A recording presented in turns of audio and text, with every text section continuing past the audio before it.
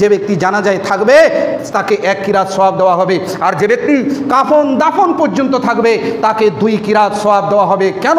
কারণটা কি?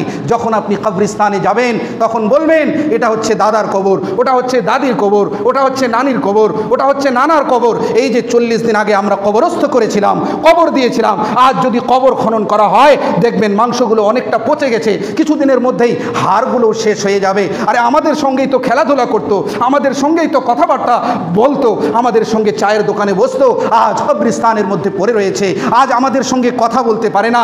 আজ এই বাড়ি, আজ এই ঘর বাড়ি, আজ বিল্ডিং, আজ এই ধন সম্পদ কাঁধে আসে না, সেখানে পড়ে রয়েছে। আর রাত 12টার সময় যখন আপনাকে বলা হতো হে ভাইরা এখন তোমাকে রাত 12টার সময় বাঁশ বাড়িতে যেতে হবে, অনেকেই শক্তি থাকার পরেও যেতে পারতো না, কারণ ভয়, জিনের ভয়, শয়তানের ভয়। কিন্তু কবর এমন একটি জায়গা যেখানে আপনাকে থাকতেই হবে, ভয় থাকার পরেও আপনাকে ওখানে যেতে হবে, আর ওখানেই পড়ে থাকতে হবে, ওখানেই আপনাকে কবরস্থ করা হবে।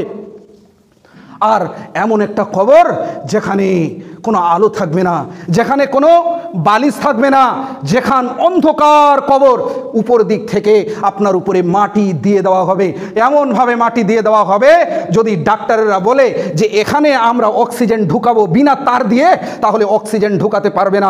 ওই কবরের মধ্যেই আমাকে আপনাকে পড়ে থাকতে হবে। তাহলে বলুন ভাইরা, ওই কবরের মধ্যে যদি যেতেই হয়, আপনাদের মধ্য থেকে যদি কারো সন্দেহ থাকে যে কবরে যাব না, তাহলে বলেন। আমার মনে হয় সবারই কথাই উত্তর আসবে যে কবরে যেতে হবে, মরতে হবে, সন্দেহ নেই। তাহলে কবরে যেতে হলে কবরের প্রস্তুতি নিতে হবে, কবরে যেতে হলে আল্লাহ রাব্বুল আলামিনের নেক আমল করতে হবে, 5 ওয়াক্ত সালাত আদায় করতে হবে। এই পৃথিবীতে জুলুম অত্যাচার করা যাবে না, জোর করে কারো জমি দখল করে নেওয়া যাবে না, গালিগালাজ কাউকে বিনা কারণে কারো করা যাবে না।